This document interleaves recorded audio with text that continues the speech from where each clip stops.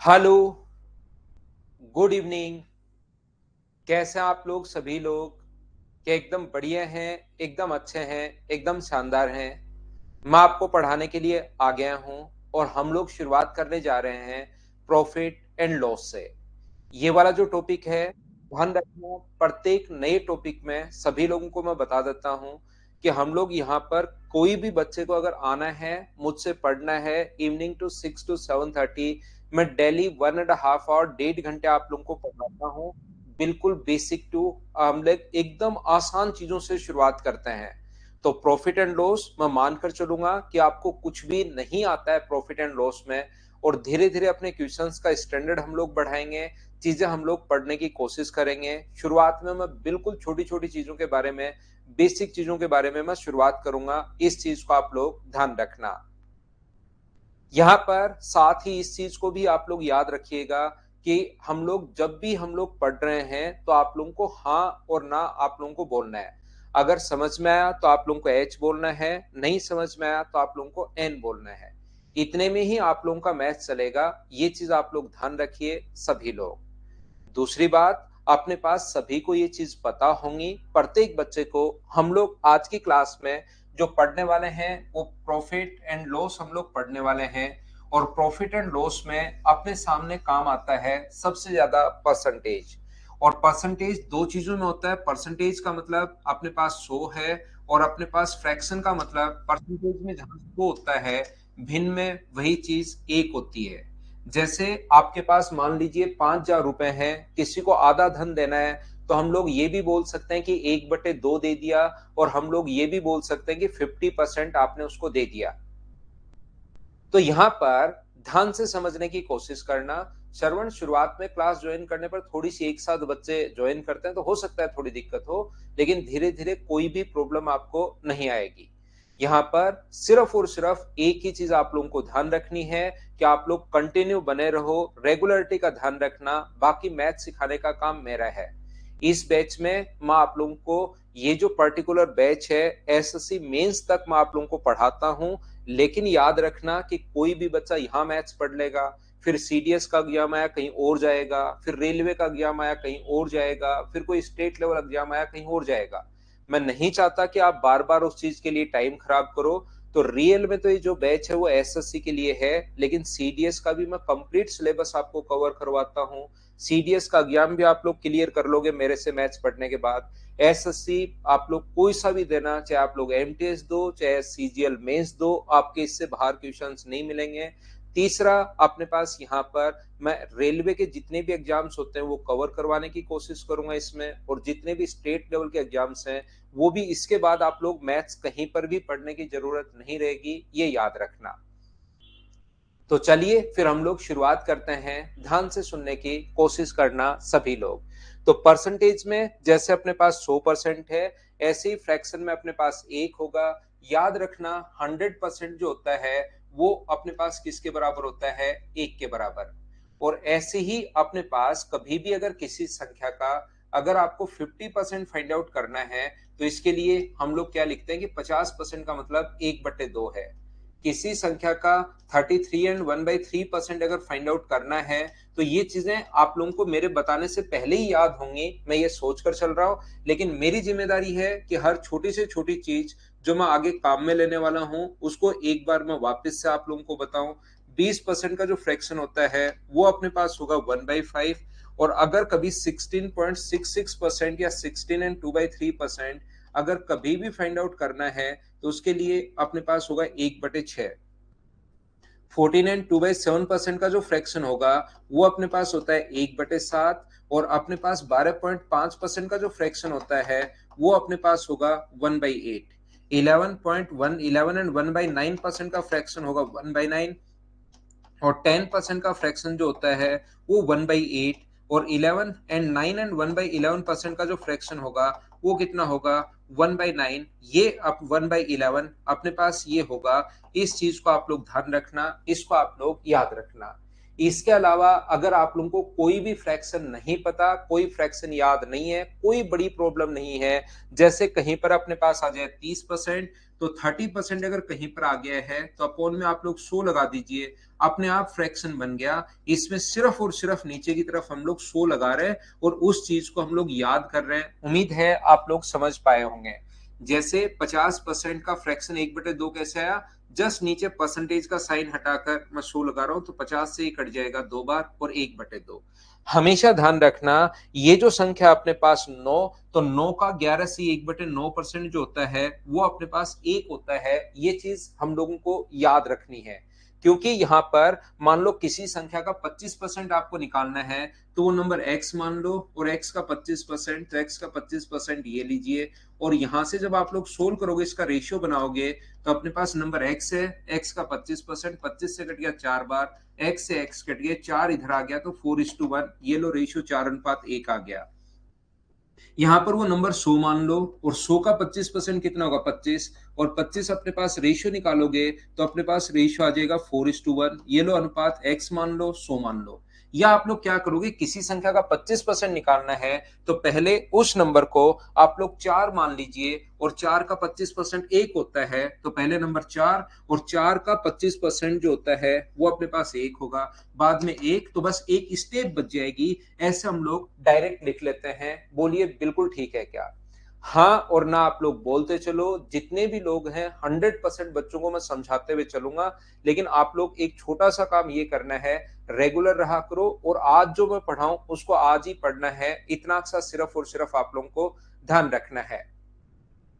यहाँ पर ये जो है, चलिए अब ये थोड़ा सा मैंने आप लोगों को बताया परसेंटेज के बारे में, और अब हम लोग शुरुआत करते हैं आज की क्लास प्रॉफिट एंड लॉस की।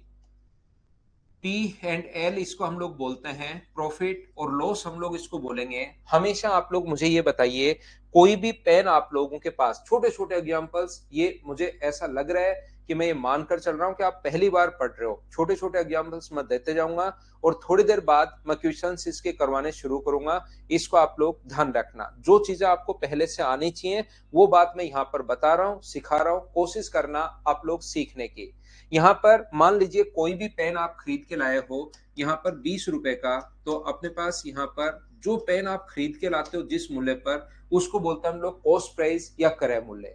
मान लीजिए कोई भी पेन आप 20 रुपए का खरीद के लाए हो, तो जिस पर आप लोग खरीद के लाते हो उसको बोलते हैं हम लोग क्रय मूल्य या कॉस्ट प्राइस। आपके किसी दोस्त को वो अच्छा लग गया और आपने उसको बेच दिया 25 रुपए का, तो मुझे ये बताइए कितने रुपए का प्रॉफिट हुआ।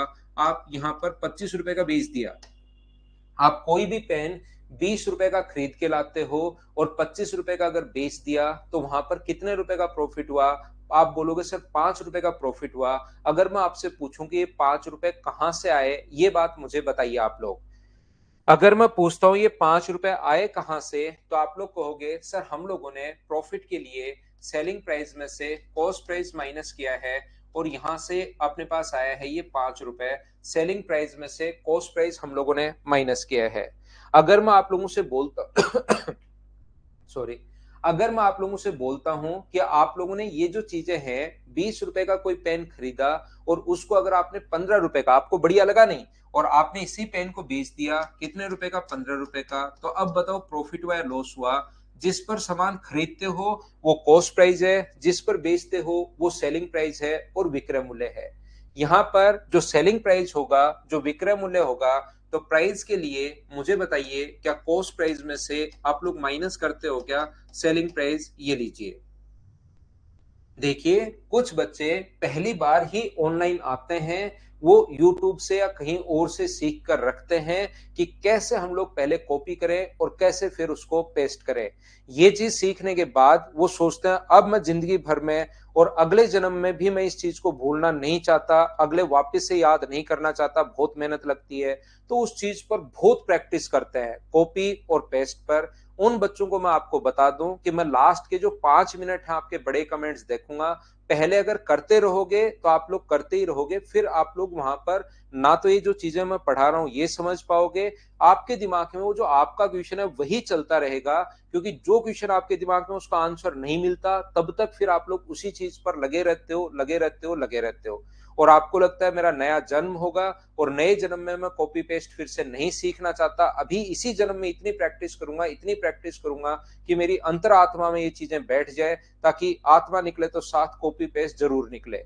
तो याद रखना, आप लोग शुरुआत में इस टाइप के कमेंट्स, आपको बड़े कमेंट नहीं करने हैं। मैं किसी भी चीज का पढ़ाई से रिलेटेड के अलावा आप सोचो कि कैसे सर तैयारी करूं, मैथ्स में क्या है, मटेरियल क्या है, इस चीज का मैं किसी भी चीज का रिप्लाई नहीं करूंगा, याद रखना आप लोग। तो कॉपी पेस्ट को काम में लीजिए, उस चीज को अपने आत्मा में बिठाइए और बाकी लोग सीखिए। आप लोग यहाँ पर लास्ट के 5 मिनट जो कमेंट डालते हो आप, उसको मैं जरूर देखूंगा, जरूर आपको समझाने की उसके, और जो भी मेरी तरफ से बेस्ट होगा वो मैं आपको प्रोवाइड करूंगा, याद रखना। लास्ट के 5 मिनट जो भी आप बताना चाहते हो वो मैं जरूर सुनूंगा आपकी बात यहां पर, लेकिन लास्ट के 5 मिनट ये चीज आप लोग ध्यान रखना। यहां से अपने पास अगर कभी भी प्रॉफिट परसेंट आपको निकालना है तो ध्यान रखना, पहली बात, प्रॉफिट अगर होगा तो हमेशा सेलिंग प्राइस ज्यादा होगा, और अगर अपने पास लॉस हुआ तो हमेशा कॉस्ट प्राइस ज्यादा होगा। 20 का खरीद के 15 का अगर बेचोगे तो आपको लॉस हुआ, कितने रुपए का लॉस हुआ? 5 रुपए का। तो जब अगर लॉस हो रहा है तो कॉस्ट प्राइस ज्यादा होगा, और अगर प्रॉफिट हो रहा है तो हमेशा सेलिंग प्राइस ज्यादा होगा।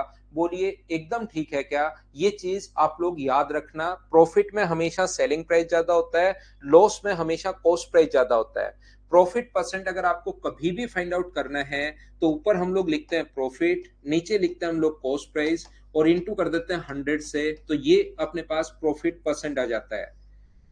ऊपर हम लोग प्रॉफिट परसेंट के लिए ऊपर प्रॉफिट लिखते हैं, नीचे कॉस्ट प्राइस, और इनटू करेंगे 100 से, तो अपने पास यहां से प्रॉफिट परसेंट आ जाता है। और लॉस परसेंट अगर आपको निकालना है तो ऊपर हम लोग लॉस लिखते हैं, नीचे कॉस्ट प्राइस, और इनटू करेंगे 100 से, तो अपने पास लॉस परसेंट आ जाता है। ध्यान रखना, छोटी छोटी चीजें हैं, कोई बच्चा अगर लिखना चाहे तो कॉपी और पेन अपना साथ लेकर बैठिए, और आप लोग इस चीज को साथ साथ लिख भी सकते हो, ध्यान रखना।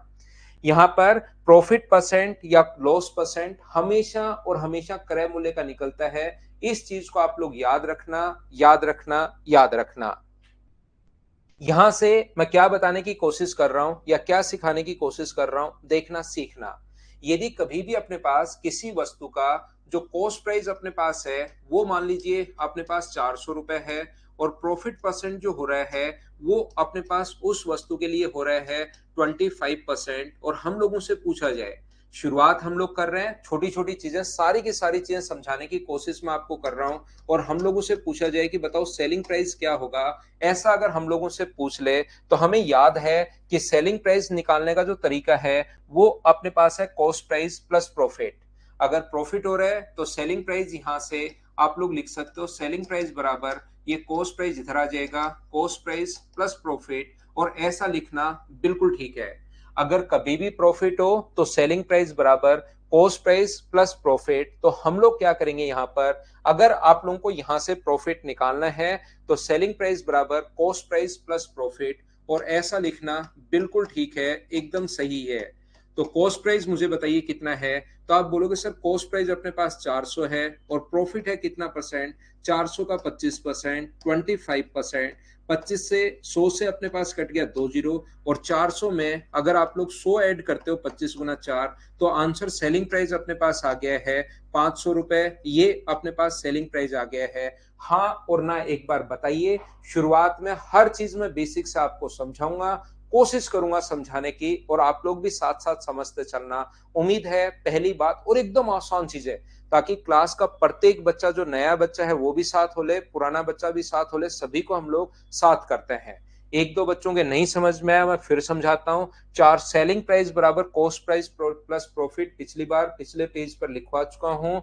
लाभ अपने पास हो रहा है 25%, तो परसेंटेज कॉस्ट प्राइस का 25% निकालोगे तो 400 का 25% 100। 400 में आपने किसी वस्तु को 400 का खरीदा और 100 रुपए लाभ पर बेचा, तो बताइए कितने का बेचोगे? तो आप लोग कहोगे सर हम लोग इसको बेचेंगे 500 रुपए का। यहां से जो मैं आपसे समझना चाह रहा हूं, यहां पर मुझे बताइए सेलिंग प्राइस बराबर अपने पास है, मान लीजिए अपने पास 500 रुपए, प्रॉफिट परसेंट जो है वो अपने पास 25% है, और हम लोगों से जो पूछा है वो पूछा है कॉस्ट प्राइस, हम लोगों से पूछा है। आप लोग अपनी अपनी नोटबुक में लिखिए कि कॉस्ट प्राइस अपने पास क्या होगा। तो कॉस्ट प्राइस बराबर होता है सेलिंग प्राइस माइनस अपने पास प्रॉफिट। क्योंकि प्रॉफिट के लिए आपको याद होगा मैंने लिखवाया सेलिंग प्राइस माइनस अपने पास कॉस्ट प्राइस। तो अगर कभी कॉस्ट प्राइस निकालना है तो वो होगा सेलिंग प्राइस माइनस अपने पास profit, selling price minus profit. चलिए करने की कोशिश करो और कमेंट में मुझे आंसर बताइए, क्या आपका आंसर 400 या 375, क्या आपका आंसर है? जरूर लिखिए अपने अपने आंसर्स आप लोग।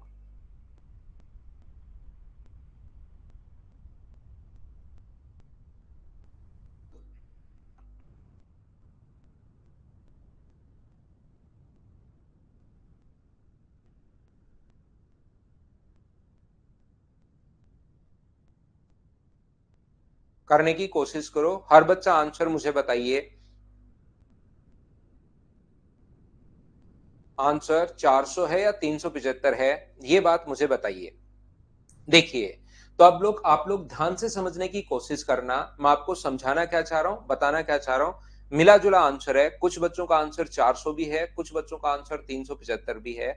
जस्ट ये पहले वाला ही क्वेश्चन है, अगर आप लोग देखोगे तो यहां पर इसको मैं बार बार आपको दिखाऊंगा कि कॉस्ट प्राइस 400 है, 25% लाभ है, तो सेलिंग प्राइस आ गया 500।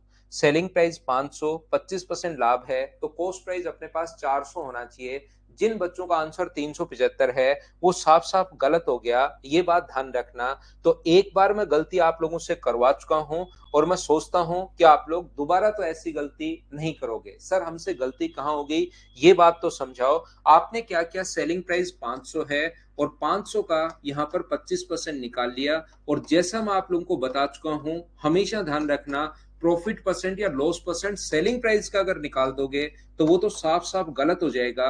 तो अपना जो आंसर यहाँ पर 375 आ रहा है वो आंसर गलत हो गया है, ये बात आप लोग ध्यान रखना, इसको आप लोग याद रखना। बोलिए समझ पाए हो क्या? तो एक बार गलती कर चुके हो और ऐसी बड़े क्वेश्चंस में एग्जाम में भी आप लोग गलती करते हो, तो हमेशा ये याद रखना। मैं चाहता हूं कि आप लोग वापस से ये गलती नहीं करो। तो ये चीज सेलिंग प्राइस का निकाल दिया है, प्रॉफिट परसेंट या कॉस्ट सेलिंग प्राइस हमेशा निकलता है कॉस्ट प्राइस का, इस बात को आप लोग ध्यान रखना। तो सर फिर हम लोग ये क्वेश्चन कैसे करें? तो इस क्वेश्चन का करने का जो तरीका होगा वो अपने पास ये होगा, सेलिंग प्राइस बराबर होता है कॉस्ट प्राइस प्लस अपने पास प्रॉफिट। तो सेलिंग प्राइस यहाँ पर 500 है और कॉस्ट प्राइस को आप लोग यहाँ पर x मानिए, और x का अपने पास 25% यहाँ पर करोगे तो ये अपने पास आ जाएगा।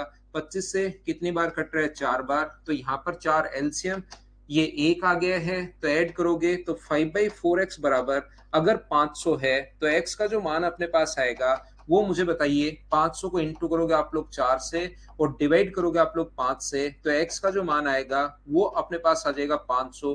ये लीजिए, ये अपने पास आंसर आ गया है। बोलिए बिल्कुल ठीक है क्या?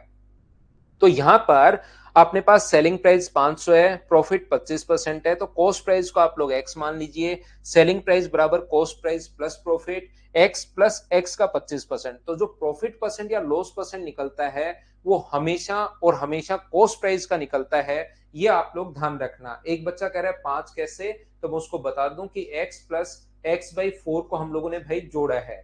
ये x है, ये x/4 है, एलसीएम 4 आ जाएगा, तो यहाँ पर अपने पास 4x होगा, ये अपने पास x ही बचेगा। तो ये दोनों ऐड होने के बाद 4/5x। शुरुआत में मैं आपको हर छोटी से छोटी चीज बताऊंगा, जो आप पूछोगे मैं बताऊंगा, मैं इरिटेट नहीं होता हूं।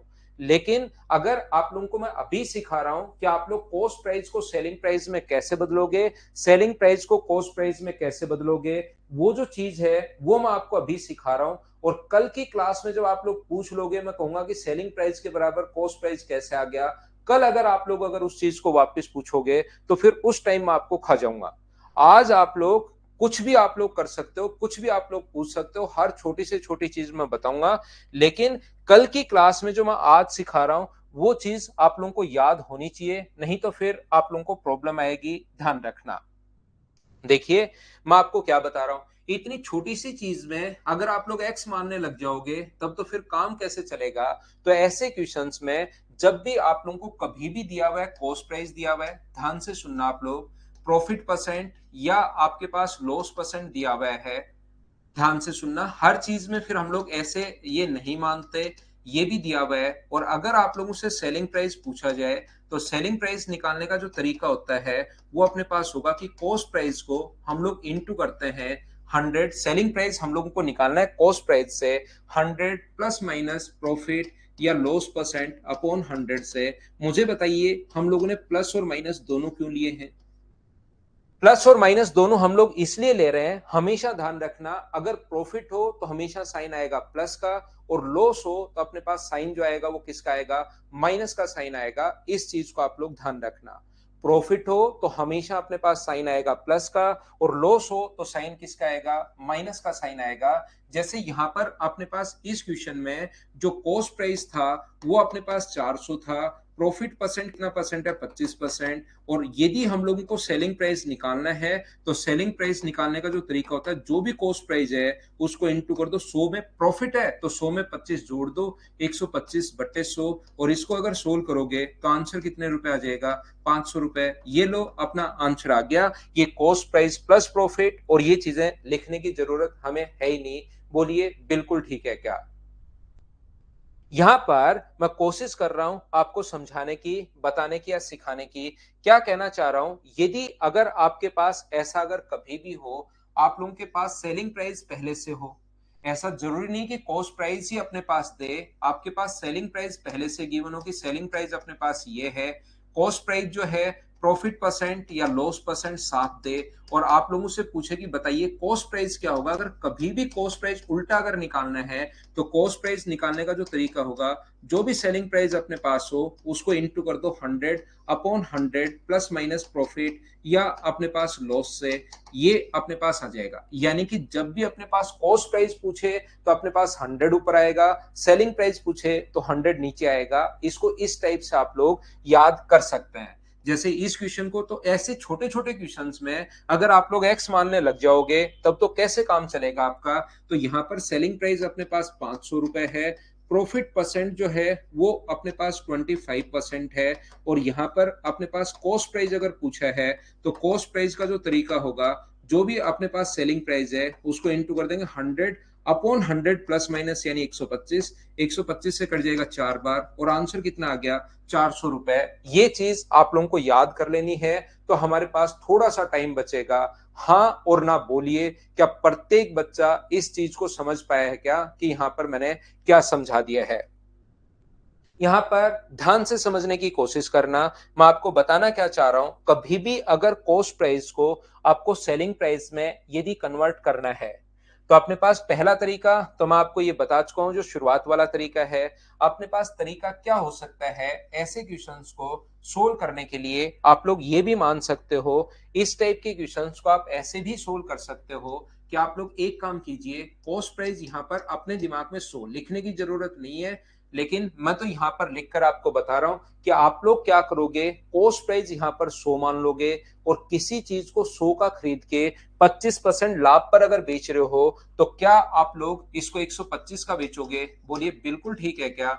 यहां से कॉस्ट प्राइस देकर सेलिंग प्राइस पूछ सकता है, और सेलिंग प्राइस देकर हम लोगों से कॉस्ट प्राइस पूछ सकता है। सेलिंग प्राइस देकर हम लोगों से कॉस्ट प्राइस, मैं फिर समझाता हूं जो बच्चा नहीं समझ पाया। किसी वस्तु का आपने 100 रुपए का खरीदा, उसका 25%, तो 100 का जितना परसेंट निकालते हो वो उतना ही होता है। 100 का 25% 25 होता है, 100 का 20% 20 होता है, 100 का 10% 10 होता है, 100 का 40% 40 होता है। तो 100 का खरीद के 25% लाभ पर बेचोगे तो 100 का 25% 25 ही होगा, तो कितने का बेचोगे? 125 का। दोनों में से एक चीज दी भी मिलेगी। जब भी अर्थमेटिक मैथ्स पढ़ो एक लाइन याद रखना, जिसकी वैल्यू दी हुई होती है उसको तो लिखते हैं नीचे, और इनटू हमेशा उससे करते हैं जिसकी वैल्यू फाइंड आउट करनी है। तो ये जो अपने पास 400 रुपए, ये क्या है? कॉस्ट प्राइस है। तो कॉस्ट प्राइस के नीचे आप लोग कॉस्ट प्राइस लिखोगे 100, और इनटू कर दोगे आप लोग 125 से, सोल्व करोगे तो अपने पास आंसर आ जाएगा 500 रुपए। ये लो, यहीं पर अपने पास क्वेश्चन खत्म हो गया है। मैं आपको क्या बताने की कोशिश कर रहा हूं, मैं आपको ये सिखाने की कोशिश कर रहा हूं, और इसको 1 मिनट में मैं वापस रिवाइज भी कर दूंगा। मैं यहां पर ये कहने की कोशिश कर रहा हूं, अपने पास जब भी कभी भी अपने पास क्वेश्चन आए इस टाइप का, तो अपने दिमाग में सोचिए कि कॉस्ट प्राइस अपने पास 100 है, हमेशा कॉस्ट प्राइस 100 सोचिए। क्योंकि लाभ जो होता है वो हमेशा और हमेशा कॉस्ट प्राइस पर होता है। निखिल, मैं फिर से समझाता हूं, इसीलिए निखिल गहलोत दो दो क्वेश्चन मैंने लिए हैं। रणजीत सिंह, थोड़ा धीरे पढ़ाता हूं। यहां पर कॉस्ट प्राइस अपने पास 100 रुपए है और अपने पास 25% अगर प्रॉफिट पर आप बेचोगे, 100 का खरीद के 25% प्रॉफिट पर बेचोगे, तो मुझे बताइए कितने का बेचोगे? तो आप कहोगे सर हम लोग 125 का बेचेंगे। उसके बाद आपको दिमाग लगाना पड़ेगा, देखना पड़ेगा कि क्वेश्चन में क्रय मूल्य देकर विक्रय मूल्य पूछा है या विक्रय मूल्य देकर क्रय मूल्य पूछा है। तो यहाँ पर ये जो संख्या है 500 रुपए क्वेश्चन में, मुझे बताइए कॉस्ट प्राइस दिया हुआ है या सेलिंग प्राइस दिया हुआ है? तो आप कहोगे सर सेलिंग प्राइस दिया हुआ है, तो 500 जो वैल्यू है वो मुझे बताइए कितने की है? 500 सेलिंग प्राइस के नीचे सेलिंग प्राइस 125 और कॉस्ट प्राइस जो पूछा है उससे इंटू करो। कॉस्ट प्राइस के लिए इंटू करोगे 100 से, तो मुझे बताइए आंसर जो आ जाएगा वो 400 रुपीज आ जाएगा। बोलिए आप लोग समझ पाए हैं क्या? जो दिया हुआ है उसके नीचे हम लोग वही लिखते हैं और इनटू हमेशा उससे करते हैं जिसकी वैल्यू हम लोगों को फाइंड आउट करनी है। ध्यान रखना आप लोग, क्या कहने की कोशिश कर रहा हूं, क्या समझाने की कोशिश कर रहा हूं, फिर से ध्यान देना एक बार बोर्ड पर सभी बच्चे। मैं ये कहने की कोशिश कर रहा हूं आपको, मुझे एक बात बताइए, 4 नंबर तरीका, अपने पास 25% का फ्रैक्शन क्या होगा? तो आप बोलोगे सर 25% का फ्रैक्शन होता है 1/4। अगर आपको याद हो तो वैसे लिख लो 1/4, नहीं याद तो अपोन में 100 लगा दो। और हमेशा ध्यान रखना नीचे वाली जो चीज है ये अपने पास, इसको हम लोग कॉस्ट प्राइस मानते हैं और ऊपर वाला प्रॉफिट है तो प्रॉफिट है और लॉस है तो लॉस है। अगर वो कहता है कि 25% प्रॉफिट है तब तो 1 रुपए का प्रॉफिट यहां पर है, और वो बोलता है 25% लॉस है तब अपने पास 1 रुपए का यहां पर लॉस हुआ। तो हम लोग क्या कर रहे हैं, खरीदा कितने का?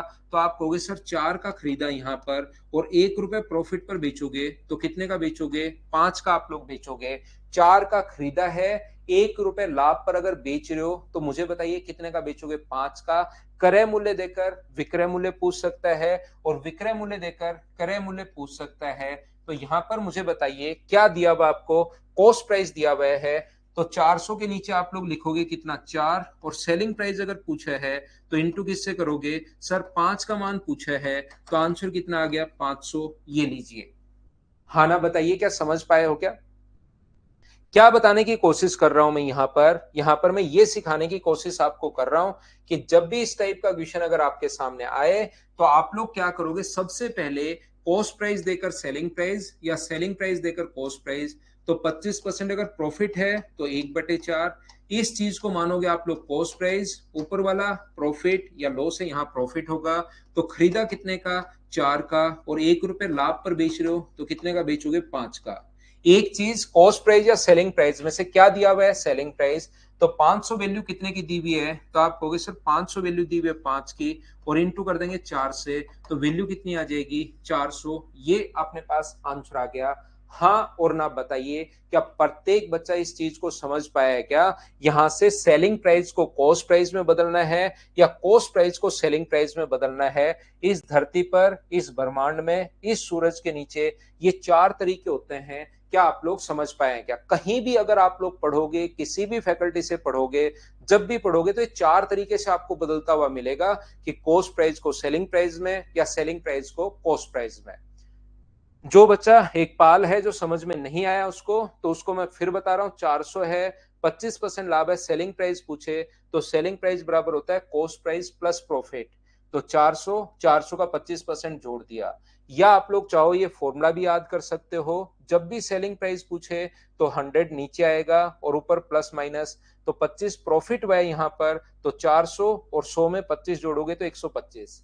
या आप लोग क्या कर सकते हो, इसको आप लोग क्रय मूल्य को 100 मानो और 25% प्रॉफिट हुआ है तो विक्रय मूल्य कितना आ जाएगा? 125। यहां पर एक चीज देगा, कॉस्ट प्राइस देकर सेलिंग प्राइस पूछ सकता है, सेलिंग प्राइस देकर कॉस्ट प्राइस पूछ सकता है। तो यहां पर हम लोगों को जो दिया हुआ है वो क्रय मूल्य दिया हुआ है 400 रुपए, तो क्रय मूल्य के नीचे कॉस्ट प्राइस के नीचे कॉस्ट प्राइस 100 और गुना कर देंगे 125 से, तो 500 रुपए। और यहां पर अपने पास 25% का फ्रैक्शन है 1/4, कॉस्ट प्राइस अपने पास 4 है, सेलिंग प्राइस 1 रुपए का लाभ हो गया तो बताओ बेचा कितने का? 5 का। तो 4 का खरीद के 5 का, लेकिन रियल में 400 है, तो 400 वैल्यू है 4 की, 5 का मान हम लोगों से पूछा है। तो आप लोगों को ये चीज जब अब मैं कल से कॉस्ट प्राइस को सेलिंग प्राइस में या सेलिंग प्राइस को कॉस्ट प्राइस में बदलने के ये 4 तरीके अपने पास होते हैं। लेकिन कल की क्लास में अगर कोई मुझसे पूछेगा कि सर ये तो मैंने देखिए चारों अलग अलग समझा दिए, एक साथ समझा दिए हैं, लेकिन कल की क्लास में कोई पूछेगा तो उसको फिर धो दिया जाएगा, याद रखना। और धोने का मतलब आपको पता होगा, क्लास में पीटा कम जाता है, घसीटा ज्यादा जाएगा। क्या क्रय मूल्य को विक्रय मूल्य और विक्रय मूल्य को क्रय मूल्य में कैसे कन्वर्ट करते हैं, क्या आप समझ पाए हो क्या?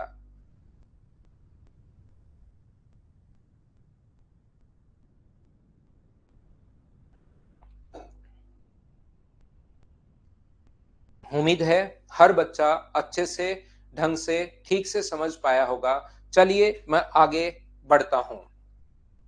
मैं फिर कह रहा हूं, आपको बड़े कमेंट्स करने हैं लास्ट में, जो भी कुछ पूछना है क्लास के लास्ट 5 मिनट में आपको पूछने की कोशिश करनी है, उसी में हम लोग रिप्लाई करेंगे, ध्यान रखना। चलिए आगे बढ़ता हूं, मैं थोड़ा सा एक स्टेप और आगे बढ़ता हूं, कोशिश करता हूं समझाने की। मैंने अभी तक आपके दिमाग में कॉस्ट प्राइस को सेलिंग प्राइस में कैसे कन्वर्ट करते हैं और सेलिंग प्राइस को कॉस्ट प्राइस में कैसे कन्वर्ट करते हैं, ये बात मैंने आप लोगों को समझाई है। देखिए छोटी छोटी चीजें अपने पास हैं, यहां पर ध्यान रखना। आप लोग छोटी छोटी चीजें मैं आप लोगों को बता रहा हूं, ये समझना जरूरी है। अगर आपके शिवम कुमार 5 बार समझाने के बाद भी इतनी छोटी बात नहीं समझ में आ रही है भाई, तो मैं बता दूं कि ये वाला बैच S80 का है। साथ ही मैं ये भी बता दूं, क्योंकि इतना डीप से इतना छोटी छोटी चीजें 5-5 बार समझाने के बाद भी अगर नहीं पकड़ पा रहे हो, तो ये बैच S80 का है, इसको भी साथ आप लोग याद रखिए भाई कि ये S80 का बैच है। राजा आधे घंटे में मैं आपको क्रय मूल्य को विक्रय मूल्य में बदलना सिखा रहा हूं, विक्रय मूल्य को क्रय मूल्य में। इससे आसान मैं क्या पढ़ाऊं बताइए, इससे स्लो मैं क्या करूं?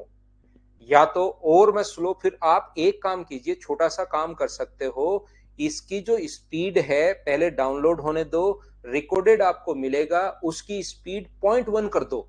तो 1 घंटे की क्लास जैसे मैं बोल रहा ऐसे आएगी आपके पास 10 घंटे में, बिल्कुल स्लो, बिल्कुल स्लो। तो जो दूसरे बच्चे हैं 0.5 से फास्ट हो जाएगी संदीप, 0.5 उसके लिए फास्ट हो जाएगी, उसको 0.1 की स्पीड से, और ऐसा कर दो कि 10 घंटे में बिल्कुल स्लो होगा आपके लिए भाई। अब इससे ज्यादा बताओ क्या स्लो कर सकता हूं मैं? कोई क्वेश्चन 60-70 क्वेश्चन नहीं करवा दिया आते ही, पहले आधे घंटे में क्रय मूल्य को विक्रय मूल्य में और सेलिंग प्राइस को कॉस्ट प्राइस में कैसे बदलते हो वो सिखा रहा हूं आपको।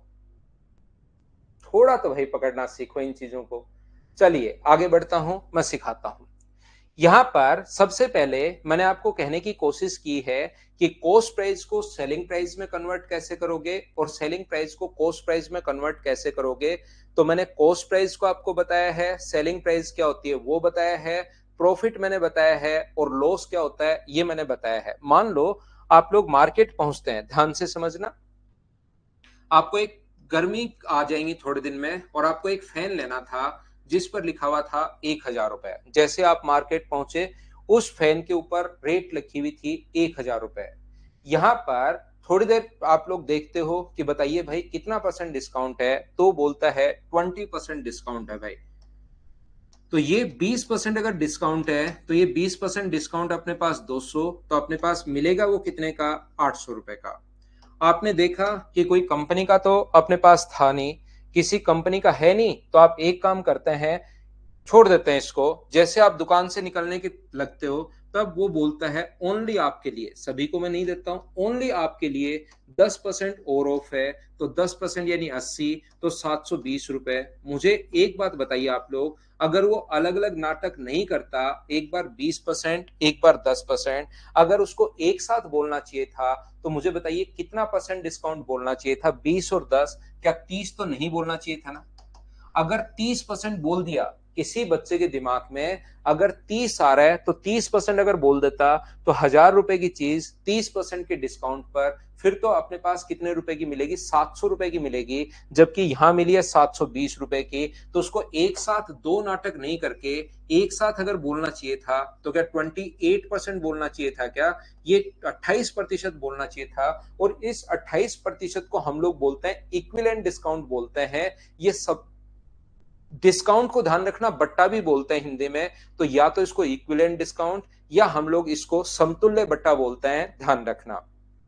यहां से दो क्वेश्चन बनते हैं, वो तो बिल्कुल ठीक है। यहां पर मुझे ये बताइए, ये जो चीज होती है जिस पर सामान लिखा हुआ है वो अपने पास मार्क प्राइस होता है। अब एक नया प्राइस आ गया है, मार्क प्राइस या अंकित मूल्य, जो उस पर लिखा हुआ है। अभी तक मैंने सिर्फ और सिर्फ आपको दो तीन चीजें बताई थी। एक मैंने बताया था कॉस्ट प्राइस, एक बताया था सेलिंग प्राइस, एक बताया प्रॉफिट, एक बताया चार लॉस। इन चार ही टर्म्स पर मैं काम कर रहा था। दो नई टर्म्स निकलकर बाहर आएंगी, एक आएगा अंकित मूल्य और एक उस पर डिस्काउंट आएगा, और ये छह ही नाम आएंगे पूरे प्रॉफिट एंड लॉस में। तो पहले चार चीजें क्या होती हैं, प्रॉफिट क्या होता है, लॉस क्या होता है, कॉस्ट प्राइस क्या होता है, सेलिंग प्राइस क्या होता है, वो मैं आपको बता चुका हूं। अब मैं आपको ये कहने की कोशिश कर रहा हूं कि यहां पर हम लोग दो चीजें, अंकित मूल्य, मार्क प्राइस भी इसको बोल सकते हो, लेबल प्राइस भी इसको बोल सकते हो, अपने पास यहाँ पर प्रिंट प्राइस भी इसको बोल सकते हो, और छूट देने के बाद जो प्राइस होता है वो तो अपने पास सेलिंग प्राइस होता है, याद रखना। छूट देने के बाद जो प्राइस होता है वो हमेशा सेलिंग प्राइस होगा, इस चीज को आप लोग याद रखिए। तो यहां पर मैं आपसे क्या पूछना या क्या बताना चाह रहा हूं, देखिए।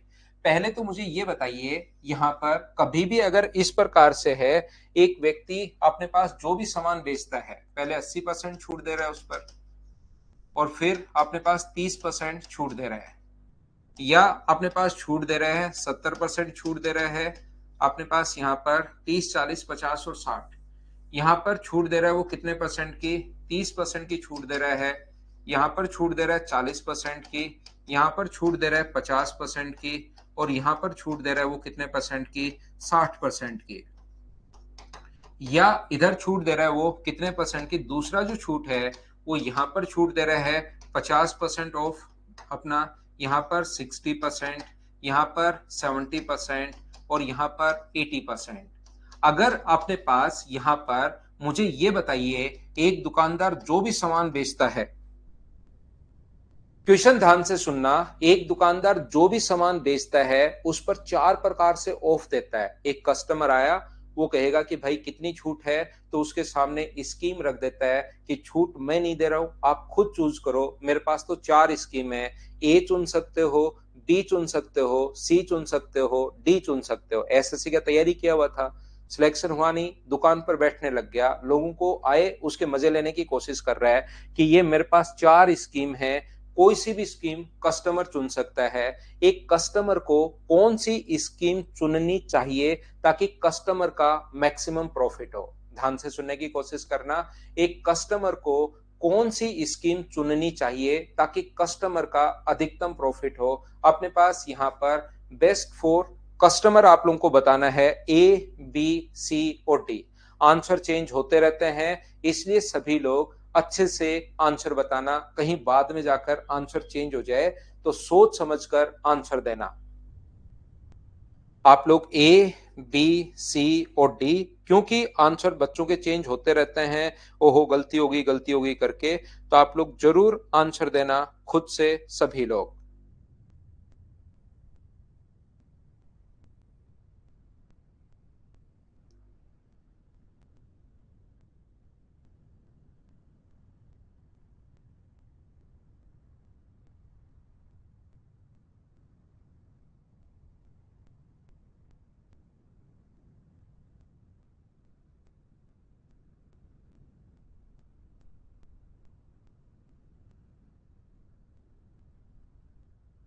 बताइए आंसर क्या होगा।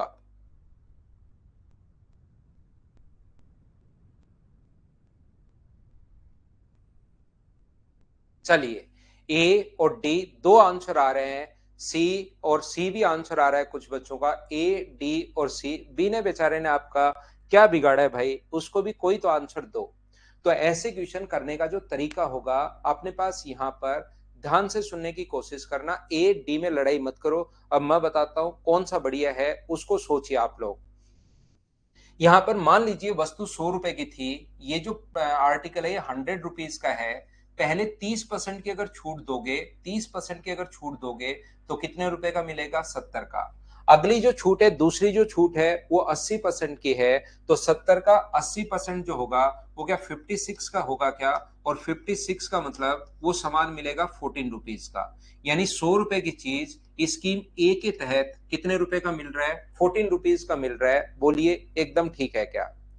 दूसरा, अगर पहली छूट अपने पास है, यहां से पहली छूट 40% है, तो 40% जो है 100 का 40% 60, और 60 का 70% करोगे, 60 का 70% करोगे तो 60 का 70% 42 का दिमाग में कर पाओगे क्या? माइनस करोगे तो 18। और दूसरा जो है यहां पर मिल रहा है 18 रुपए का।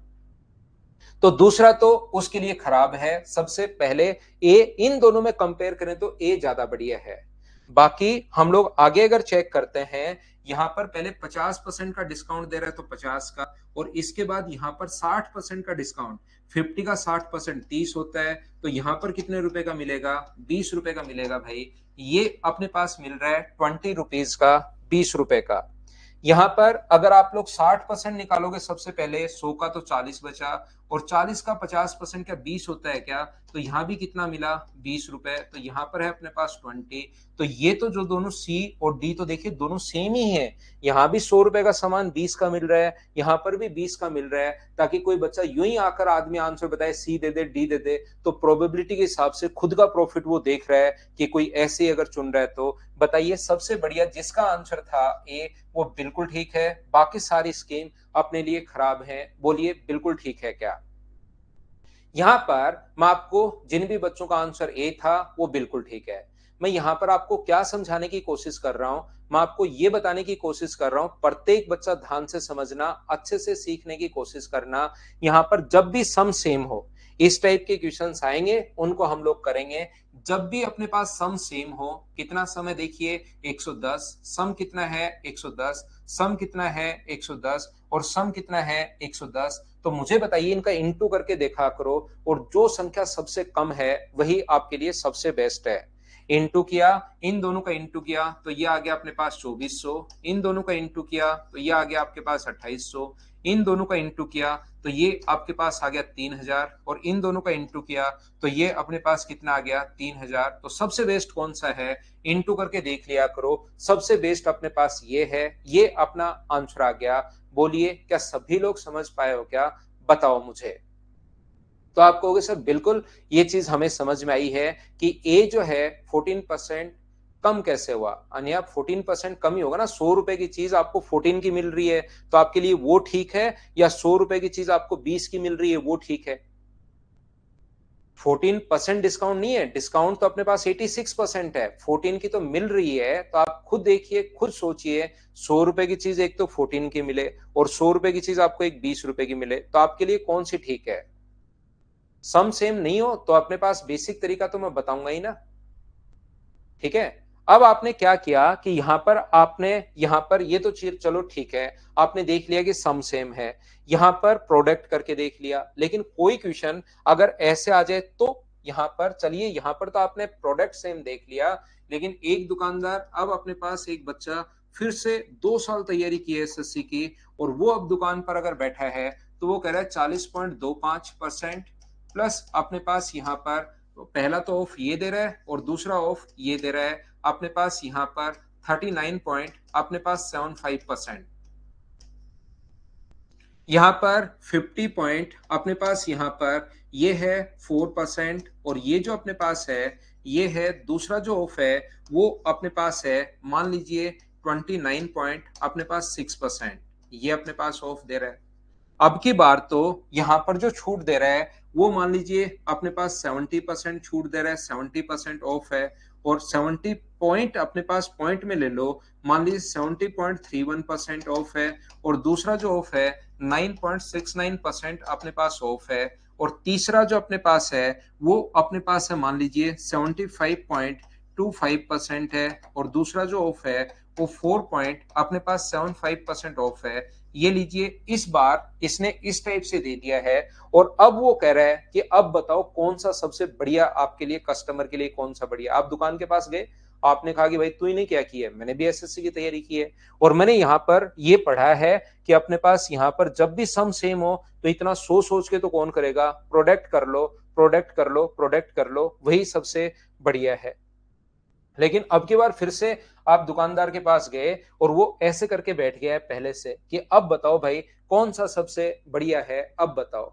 तो यहां पर ध्यान रखना, जब भी सम सेम हो, यहां पर एक तो प्रोडक्ट करके देख सकते हो, जब भी सम सेम हो तो अपने पास सम इसका भी 80 है, सम इसका भी 80 है, सम इसका भी 80 है, सम इसका भी 80 है। सम अगर सेम हो, प्रोडक्ट नहीं कर पाओ तो डिफरेंस करके देखा करो, जो सबसे दूर वही सबसे अच्छा आपके लिए।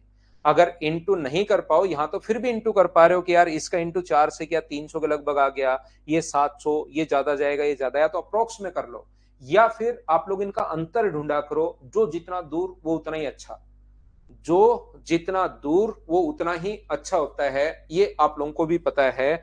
तो यहां पर क्या सबसे दूर है क्या, इन दोनों का डिफरेंस 71 है, इसका डिफरेंस लगभग 61 है, इनका डिफरेंस अपने पास 21 है और इनका डिफरेंस तो पॉइंट्स में आ रहा है, तो सबसे दूर वो सबसे अच्छा, तो आपके लिए सबसे ठीक ये रहेगा। इस टाइप के क्वेश्चंस आएंगे, उनको हम लोग बाद में करेंगे। अभी जो मैं डिस्कस कर रहा हूं वो क्या बताना चाह रहा हूं उस चीज पर आप लोग ध्यान दीजिए। वो तो एक क्वेश्चन आ गया तो मैं उधर निकल गया, नहीं तो आप लोग ध्यान देना कि किसी भी चीज पर अगर आपके पास लिखा हुआ है 7,000 रुपए, तो ये होता है इसका मार्क प्राइस। और अपने पास यहां से ध्यान रखना, अगर 10% छूट है तो छूट देते ही जो प्राइस आता है 10% 700 रुपए, 700 छोड़ दिया तो 6,300, ये अपने पास सेलिंग प्राइस आ गया है। बोलिए बिल्कुल ठीक है क्या? 7,000 रुपए इसका मार्क प्राइस है और 6,300 जो रुपए है वो इसका सेलिंग प्राइस आ गया है। उम्मीद है प्रत्येक बच्चा ये समझ पाया होगा। छूट हमेशा किस पर मिलती है, प्रॉफिट परसेंट या लॉस परसेंट किसका निकलता है?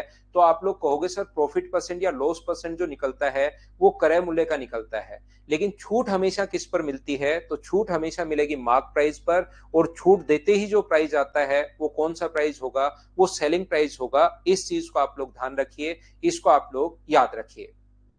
तो मैं आपको क्या बताने की कोशिश कर रहा हूं, यहां पर आप लोग जब भी इस चीज का सेलिंग प्राइस अगर निकालना है तो सेलिंग प्राइस आप लोग कैसे निकाल सकते हो? तो सेलिंग प्राइस आप लोग निकाल सकते हो, 7,000 को इंटू करोगे, आप लोग 10% की छूट है तो 90 से आप लोग इंटू करोगे तो ये अपने पास सेलिंग प्राइस आ जाएगा 6,300। तो जैसे 7,000 रुपए था, 10% की छूट दी तो 100 माइनस 10/100 से, इससे हम लोग इंटू कर रहे हैं और बराबर में अपने पास सेलिंग प्राइस आ जाएगा।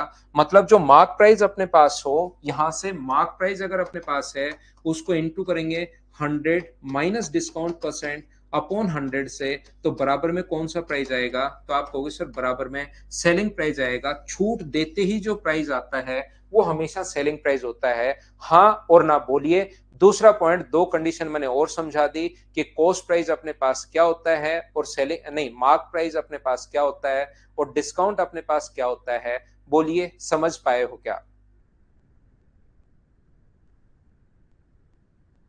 वैभव अभी कुछ नहीं पूछा जा सकता। पाल भाई कभी तो आप एच भी बोल दिया करो, एसएससी का बैच है, इसमें क्या समझ में नहीं आया? पहला एग्जाम्पल ये देता हूँ, उसके बाद उसी को 100 में से लिख कर बता देता हूँ, फिर उसी चीज को मैं यहाँ पर इसकी जगह मार्क प्राइस, इसकी जगह डिस्काउंट, और ये सेलिंग प्राइस अपने पास है ही।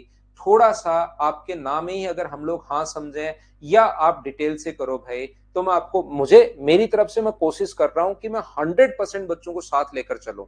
क्लास में, पहली क्लास में, दूसरी क्लास में तो ये चीजें पूछोगे तो फिर मैं आप लोगों को नहीं बताऊंगा, लेकिन यहाँ पर आप लोग पहली क्लास में तो मैं सभी को कोशिश करता हूँ कि साथ लो भाई।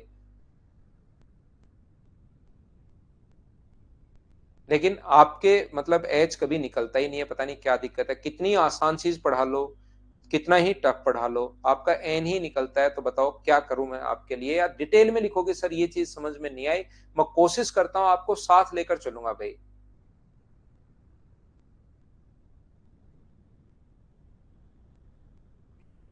ईश्वरदास स्वामी क्या कह रहा है पता नहीं, आंगनबाड़ी में टावर में मोर चूर, पता नहीं क्या कह रहा है भाई। देखिए, यहाँ पर ध्यान से समझना, मैं फिर समझाता हूँ।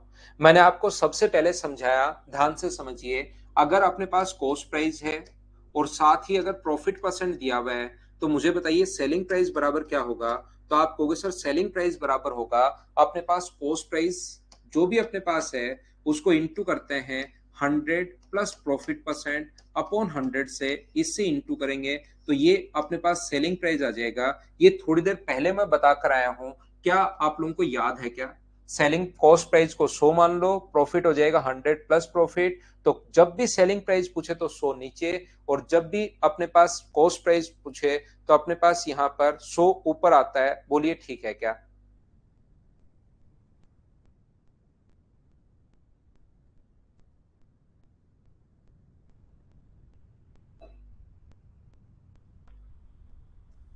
आयुषी कुमारी, इफेक्टिव डिस्काउंट वाला बाद में वापस आएगा, जब क्वेश्चंस आएंगे तब मैं आपको बताऊंगा।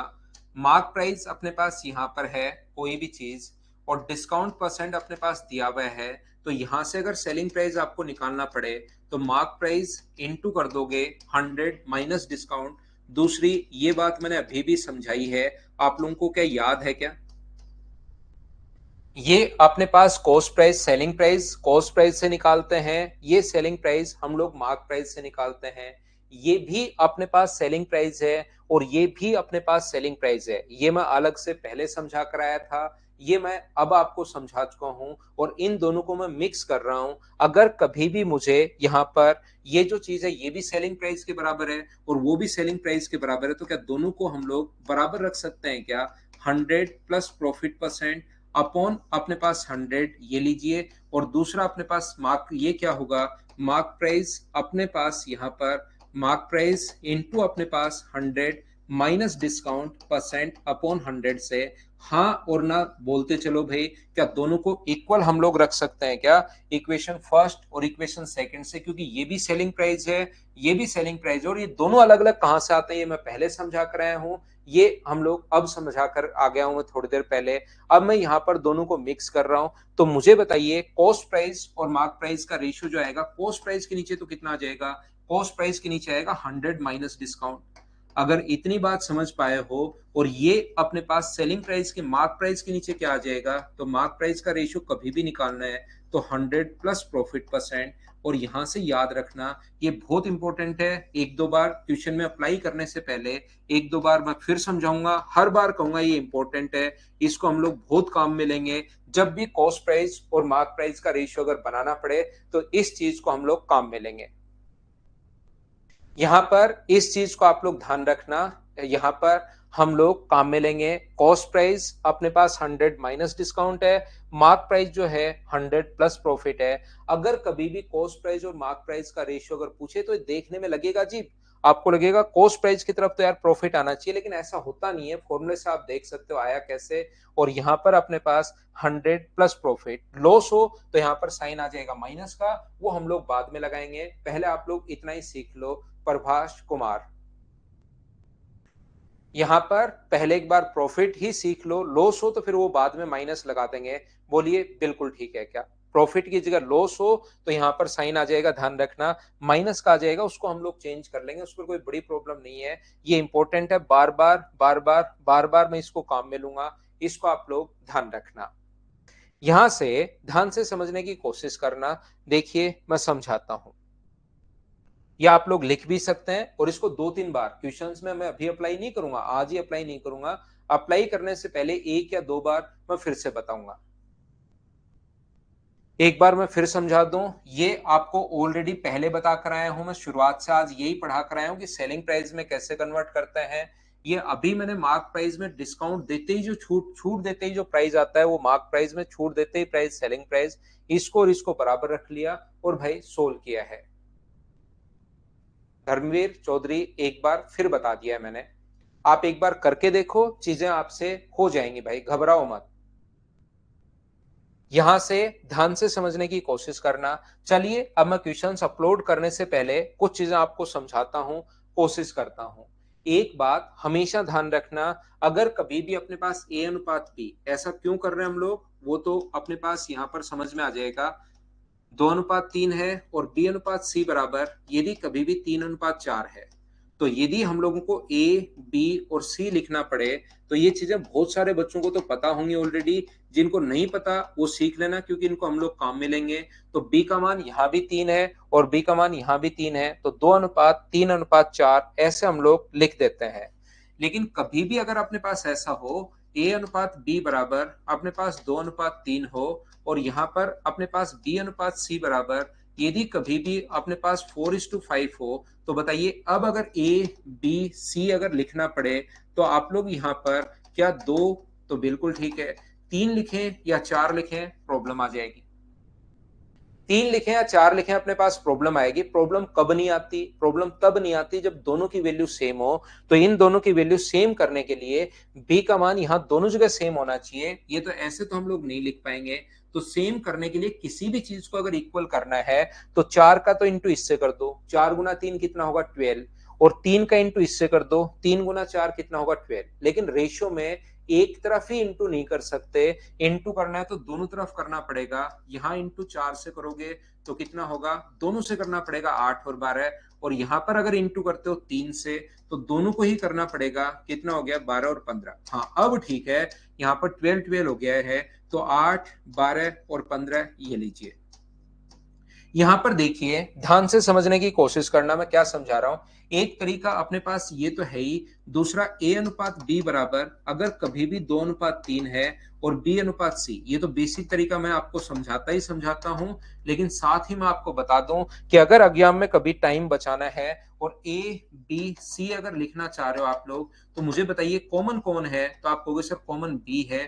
तो जो कॉमन है उसका इंटू दोनों के साथ, और लास्ट का लास्ट से इंटू और कर दो, ये अपने पास यहाँ पर दोनों के साथ, तो ये अपने पास होगा 8 12 और 15, ये लीजिए, ये अपने पास रेशियो आ गया है 8 12 और 15। बोलिए सभी लोग समझ पाए हो क्या? मैं क्या कहने की या क्या बताने की कोशिश कर रहा हूं प्रत्येक बच्चे को? मैं ये बताने की कोशिश कर रहा हूं, जैसे कहीं भी अगर अपने पास ए अनुपात बी अनुपात सी बराबर यदि 2:3:5 है, और सी इज टू डी का जो रेशियो दिया हुआ है वो 7:9 अगर दिया हुआ है, और हम लोगों से पूछा है कि आप लोग बताइए ए, बी, सी और डी का रेशियो क्या होगा, तो आप लोग कहोगे सर सी का इंटू तीनों के साथ कीजिए और लास्ट में लास्ट का इंटू और करो। तो ये अगर आप लोग करते हो तो 14 21 35, और ये अपने पास आ जाएगा, लास्ट में लास्ट का और कर दो, पहले तीनों के साथ और लास्ट में लास्ट का और कर दो, तो आंसर आ जाएगा 45। बोलिए बिल्कुल ठीक है क्या? यहां पर अगर कभी भी ऐसा अपने पास आता है ए अनुपात बी अनुपात सी अनुपात डी बराबर 2 3 5 और 7 अगर आता है, और यहाँ पर डी इज टू ई बराबर 9:11 अगर आ जाए, और कोई आपसे पूछे कि बताओ ए, बी, सी, डी और ई क्या होगा, तो वो यहाँ पर इसका इंटू चारों के साथ और लास्ट का लास्ट से इंटू और कर दो। हाँ और ना बताइए कि ये लिख पाओगे क्या आप लोग सभी लोग? क्योंकि इन चीजों को मैं काम में लूंगा, क्वेश्चंस करवाते टाइम बताऊंगा, सोल्व करने की कोशिश करूंगा। बोलिए ठीक है क्या? यहाँ पर देखिए, कुछ बच्चे जो होते हैं वो चीज आप लोग ध्यान से सुनिए कि क्या करते हैं कि सर उन्होंने एक चीज सीख रखी है कि यहाँ पर अपने पास ए अनुपात बी यहाँ पर, और 2:3, और फिर बी अनुपात सी बराबर यदि अपने पास 4:5 है तो खाली स्थान भरो, 3 है तो आगे 3 लिख दो, 4 है तो आगे 4 लिख दो। वो करते हैं और ये फिर इस प्रकार से वो नया कुछ सीखने की कोशिश करते ही नहीं। उनको जो पहले से आता है उनको लगता है हाँ सर ने ये बता दिया, मैंने ये सीख रखा है, ठीक है इसी से मैं कर लूंगा। भाई मैं आपको और जो एक तो 2012-13 में पढ़ाते थे उससे आगे की धीरे धीरे चीजें जब आती रहती हैं, तो आप भी उसको अडॉप्ट करो। ऐसा नहीं है कि एक चीज आपको आती है उसको लेके बैठ गए हो कि इसको आगे लिख दूंगा उसको पीछे लिख दूंगा, बैठे बैठे लिखते रहते हो, टाइम खराब होता रहता है। बोलिए ठीक है क्या? तो यहां पर आप लोग हमेशा और हमेशा चीजें सीखने की जरूर कोशिश किया करो। ऐसा नहीं है कि एक मेथड आपको आ रहा है उसको लेकर बैठ गए हो, ठीक है अब आता है तो ठीक, नहीं आता है तो ठीक। जैसे ही अपने पास ध्यान रखना, मैं इस टाइम 1.5 घंटे पढ़ाता हूं, तो जैसे ही हमें पढ़ाते हुए 1 घंटा हो जाएगा, हम लोग 2-3 मिनट का कमर्शियल ब्रेक जरूर लेंगे, जिसमें आपके सामने एडवर्टीजमेंट चलेंगे। ये रेवेन्यू टाइम होता है, तो एड देखिए 3 मिनट मजे से आप लोग, ताकि रेवेन्यू जनरेट हो। उसके बाद हम लोग अगले 25 मिनट बढ़िया तरीके से वापिस पढ़ेंगे। तो ये एक ब्रेक लेते हैं।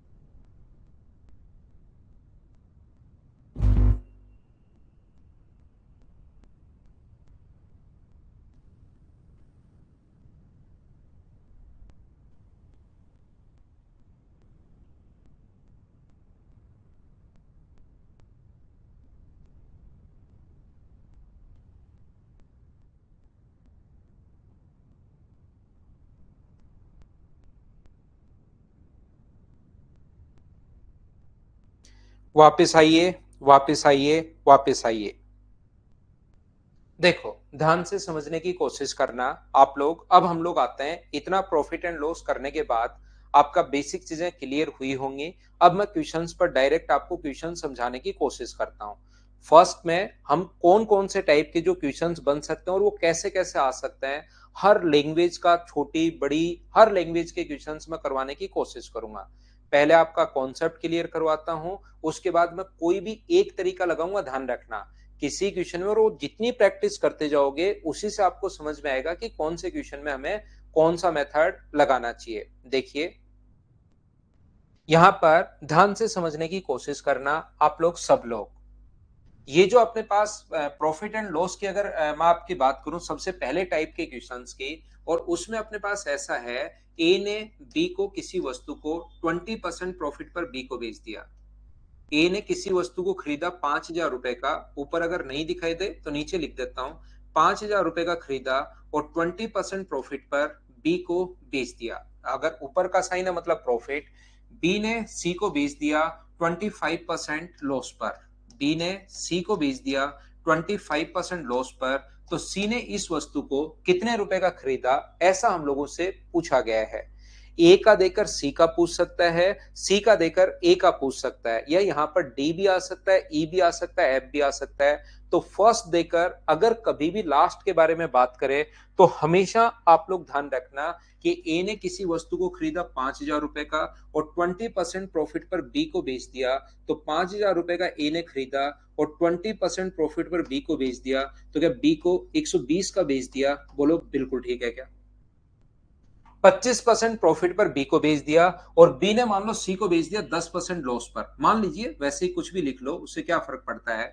तो प्रॉफिट पर बेचेगा तो 120 से गुना, और लॉस पर बेचेगा तो किससे इंटू करोगे आप लोग? 90 से। और ऐसा करते ही अपने पास सी का कॉस्ट प्राइस अपने पास आ जाएगा कि सी ने इसको कितने रुपए में खरीदा था। 4 जीरो से 1, 2, 3 और 4, 1, 2, 3 और 4। तो अपने पास सी के लिए कॉस्ट प्राइस मुझे बताइए, क्या 5,400 रुपए आ जाएगा क्या? ये अपना आंसर होगा।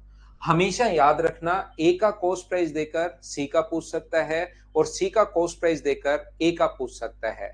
सी का क्रय मूल्य देकर ए का क्रय मूल्य पूछा जा सकता है ऐसे क्वेश्चन में, और ए का क्रय मूल्य देकर सी का, या सी का कॉस्ट प्राइस देकर ए का पूछ सकता है। बोलिए बिल्कुल ठीक है क्या? राजा, जब क्वेश्चन लिखा हुआ आएगा हिंदी में 2 मिनट बाद, तो वो दोनों लैंग्वेज में, हिंदी और इंग्लिश दोनों में लिखा हुआ आएगा, तो कोई भी आपको फिर प्रॉब्लम आएगी नहीं, घबराओ मत। संजू, यहां पर आपका आंसर आ गया है, बहुत बढ़िया भाई। ये अपने पास पहला तरीका है ऐसे क्वेश्चंस को सोल्व करने का। दूसरा तरीका अपने पास हो सकता है, ए ने किसी वस्तु को, हम लोग सोच लेंगे अपने दिमाग में कि ए ने किसी वस्तु को बी को बेचा और बी ने बेचा सी को। तो ए ने कितने रुपए का खरीदा? तो मान लो 100 रुपए का, और 20% लाभ पर बी को बेच रहा है, तो बी को कितने का बेच रहा है? 120 का। बी इसको सी को बेच रहा है 10% हानि पर, तो ध्यान रखना 20% प्रॉफिट हो रहा है, तो 100 का 20% जो होता है वो तो अपने पास 20 ही होता है, और इसका 10% लॉस पर सी को बेच रहा है 10% लॉस पर। तो मुझे बताइए, इसका 10% क्या 12 होगा क्या? तो सी को कितने का बेचेगा? 108 का बेचेगा।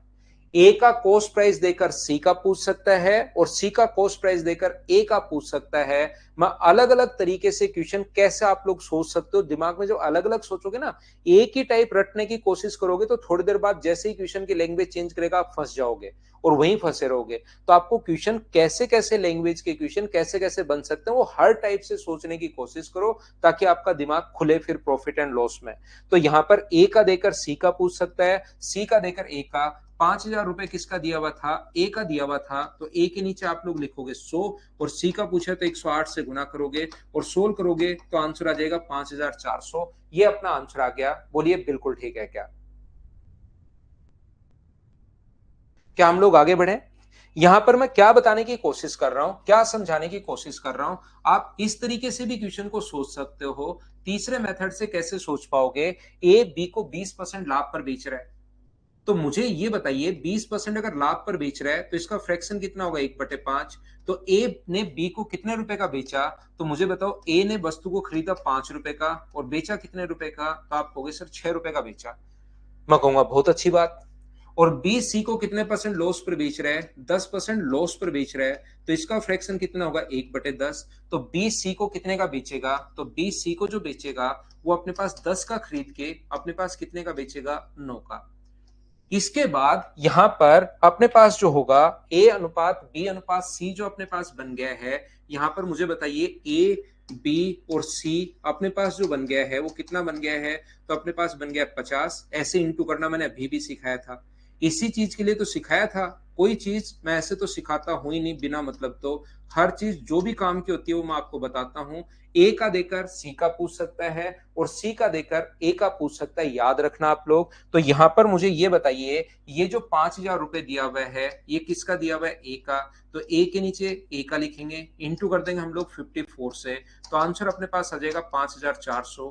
क्या आप लोगों की ये बात समझ में आई है क्या? एक बार बताओ। प्रत्येक बच्चा छोटी से छोटी चीज में बताते हुए आ रहा हूं, कहीं पर कोई दिमाग नहीं लगा रहा, हर चीज अपने पास वैसे ही सोल्व कर रहा हूं जैसे एक बच्चा सोल्व करता है।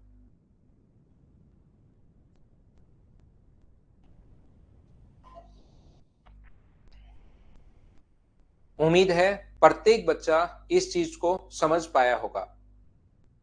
तो यहां पर ध्यान से समझना, हर बच्चा समझ में है।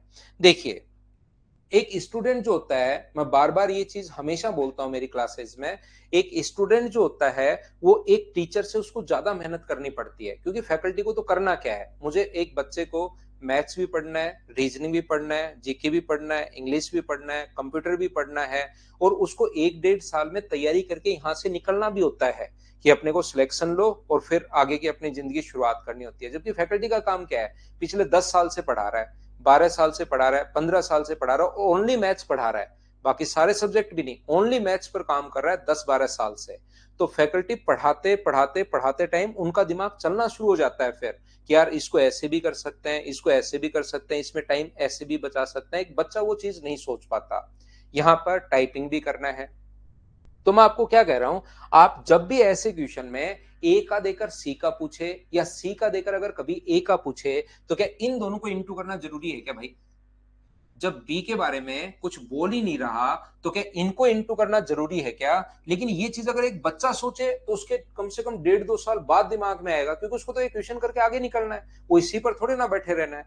तो मुझे बताओ, इन दोनों को जब इंटू करना ही नहीं तो क्या आप लोग जो इंटू कर सकते हो, यहाँ 50 कैसे आया इनको इंटू करने पर, और क्या इनको इंटू करने पर आया है क्या? तो ए का देकर बी बराबर अगर 5 और 6 हो और बी अनुपात सी बराबर अपने पास 10:9 हो, तो मुझे ये बताइए यहां से ए और सी निकाल लो। ए का देकर या तो सी का पूछ सकता है या सी का देकर ए का पूछ सकता है, तो ए अनुपात सी निकाल लो। यहां पर इसको इंटू करोगे 50 और इसको इंटू करोगे 54, तो क्या बीच वाले को इंटू करना जरूरी है या ऐसे ही आप लोग इंटू कर सकते हो? बोलिए ठीक है क्या? ए का आ गया, सी का आ गया, बात खत्म हो गई। अब थोड़ी देर बाद समझ में आएगा कि अरे यार ये तो कट भी रहा है, इसको काट देंगे तो भी थोड़ा फायदा होगा, संख्याएं छोटी बन गई। 27 अपने पास 25 और ये कट गया 27 बार, ये तो काट भी सकते हैं। तो ऊपर क्या आया था, 5 × 10, और ये क्या आया है अपने पास 6 × 9। तो 2 से कितनी बार कट रहा है, 5 बार, और 2 से कितनी बार कट रहा है, 3 बार। अरे ये तो काट भी सकते हैं, काट सकते हैं। तो फिर हम लोग क्या करते हैं, इस चीज को अगर कभी इधर से उधर कोई कटे तो काट दिया करो 2 से 3 बार और 2 से 5 बार। तो ये तो अपने पास इंटू करने पर आ गया 25 और ये इंटू करने पर आ गया 27। बोलिए क्या समझ पा रहे हो क्या? और ये सारी चीजें सब कुछ बेसिक, बी का नहीं पूछेगा प्रदीप, बी का पूछे तो क्वेश्चन यही खत्म हो गया। ए का देकर बी का पूछा, 5 का खरीद के 6 का, 6,000, क्वेश्चन यही खत्म हो गया। अगर मान, मैं तो आपको सारे टाइप के क्वेश्चंस करवाऊंगा, अभी तो आपका बेसिक क्लियर करवा रहा हूं। थोड़ी देर बाद आप खुद देखोगे कि हाँ हमें कौन कौन से क्वेश्चंस इसमें करने, एक टाइप पकड़ूंगा और उसके जितने क्वेश्चंस बन सकते हैं, जितनी लैंग्वेज वो बना सकता है, वो सभी चीजें मैं तो आपको समझाने की कोशिश करूंगा। लेकिन यहां पर देखिए मैं क्या बताने की कोशिश कर रहा हूं कि ये चीज जो कट रही है, क्या वो बात आप लोग समझ पाएगा? सब कुछ बेसिक है। अगर आप लोग देखोगे, बेसिक के अलावा इस धरती पर ट्रिक्स नाम की कोई चिड़िया नहीं है, ध्यान रखना। यहां पर अपने पास 100 से कितना हुआ था, 120, तो इसको काटोगे तब भी तो अपने पास यही आ रहा है। देखो मैं आपको फिर समझाता हूं, बेसिक के अलावा कुछ नहीं। और जिस दिन ये बात समझना सीख गए उस दिन आपको ट्रिक्स रटने की जरूरत नहीं पड़ेगी, सब कुछ बेसिक है। यहां से अपने पास 0 से 0 कट रहा है, 20 से कट रहा है 5 बार और 20 से कट रहा है 6 बार, 5 से 6 हुआ, 10 से 9 हुआ, यही तो लिखा है, 5 से 6 हुआ, 10 से 9 हुआ।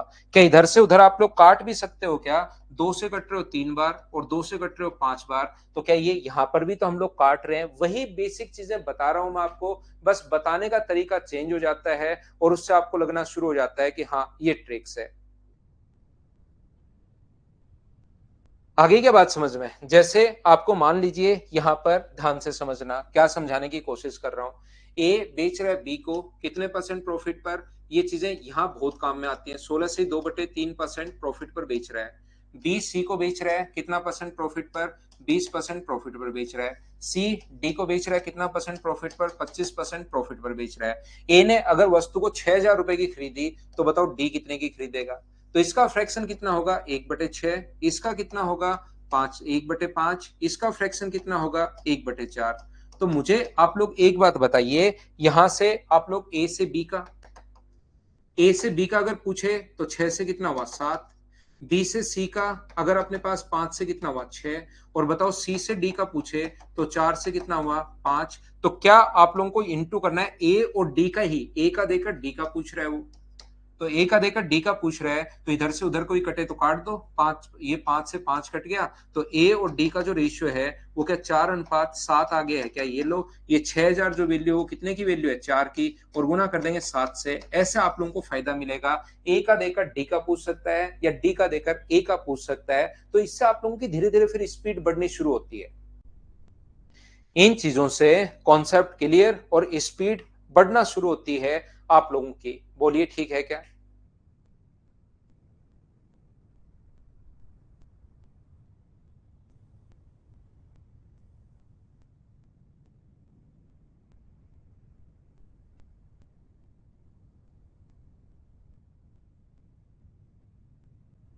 क्या आगे बढ़े?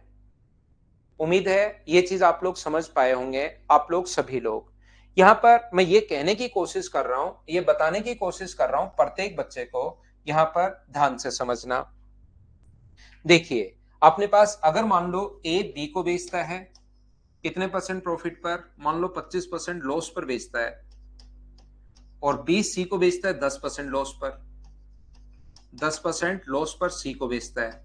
सी ने यदि 1,350 रुपए का खरीदा हो तो बताओ ए ने कितने रुपए का खरीदा था? चलो करो। ए का देकर सी का पूछ सकता है या सी का देकर ए का पूछ सकता है। चलिए इसको कीजिए आप लोग।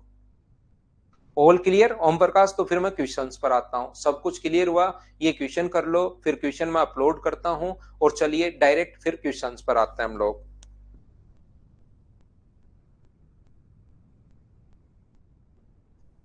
योगेश प्रजापति, मकर संक्रांति की छुट्टी 46 दिन की होगी लगातार।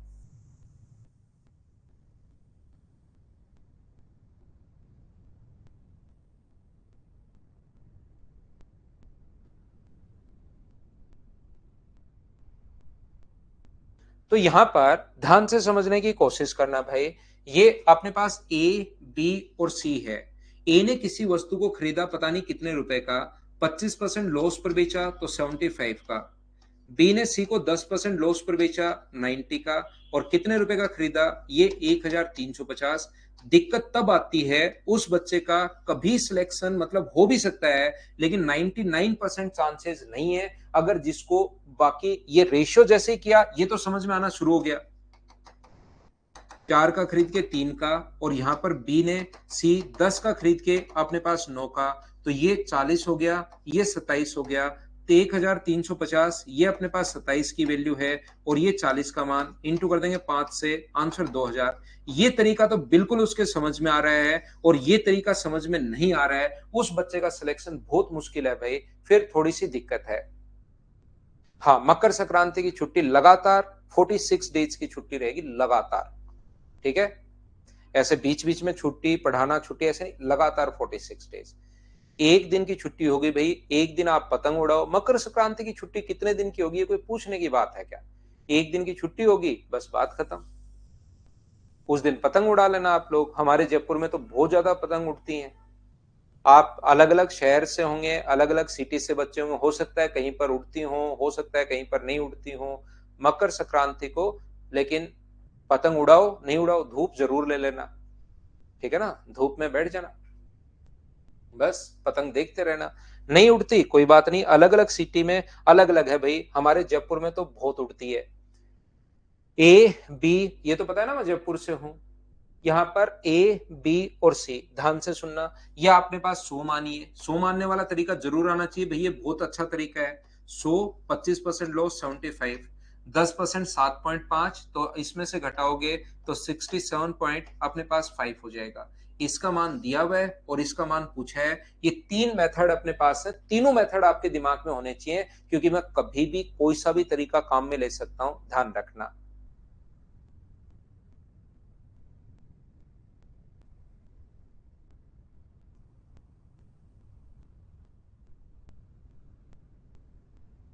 तो चलिए अब हम लोग क्वेश्चंस करते हैं।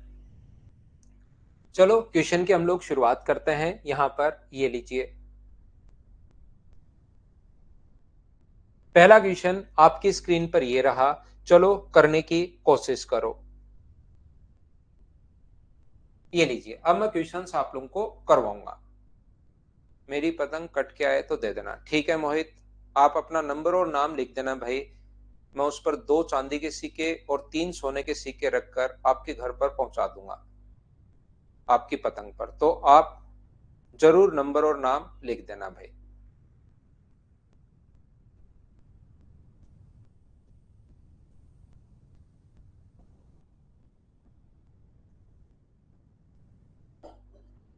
करना ही पड़ेगा ये चीजें तो, क्योंकि इतने बड़े आदमी की पतंग कटकर हमारे घर पर आकर गिरी है। इससे बड़े सौभाग्य की बात मेरे लिए और क्या होगी, बताओ भाई।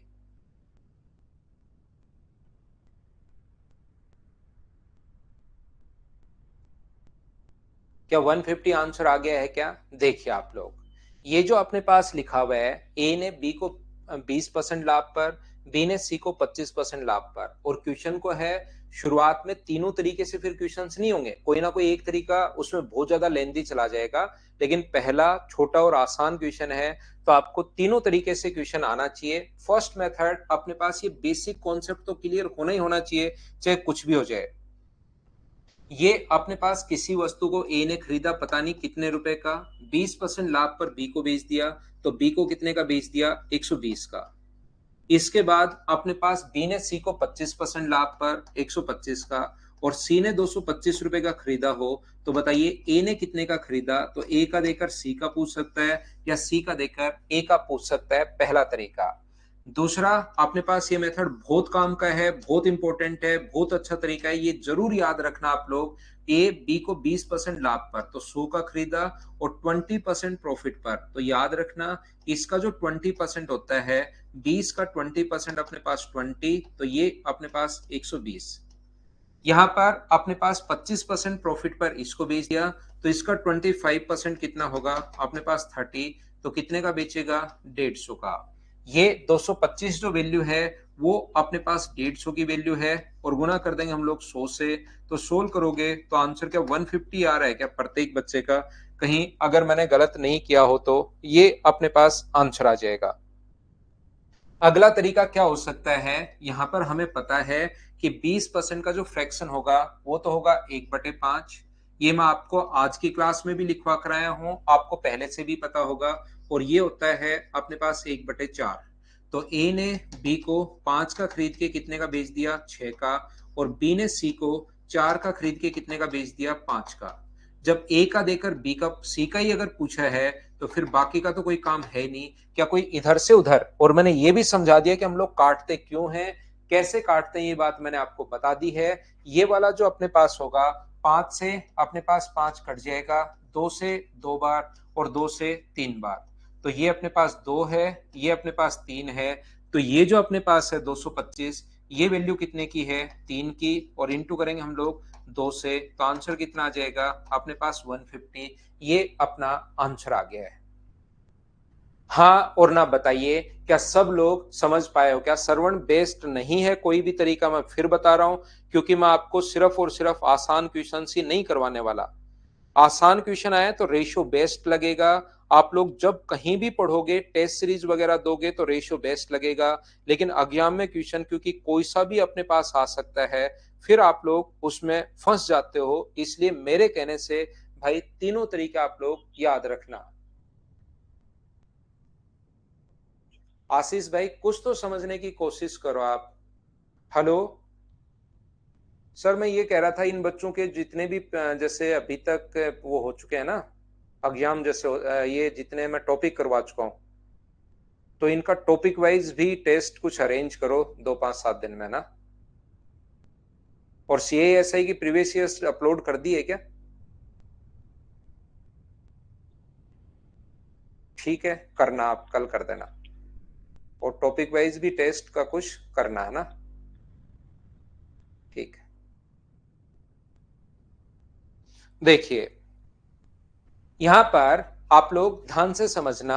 ये अपने पास पहला क्वेश्चन समझाया, दूसरा समझाया, तीसरा फिर लैंग्वेज में कोई बच्चा फंस जाता है कि लैंग्वेज कैसे आएगी, वो मैंने करके बताया है। ऐसे काफी सारे क्वेश्चंस मैं आपको करवाऊंगा। मुझे बताओ क्या पहली बात आप लोग समझ पाए हो क्या?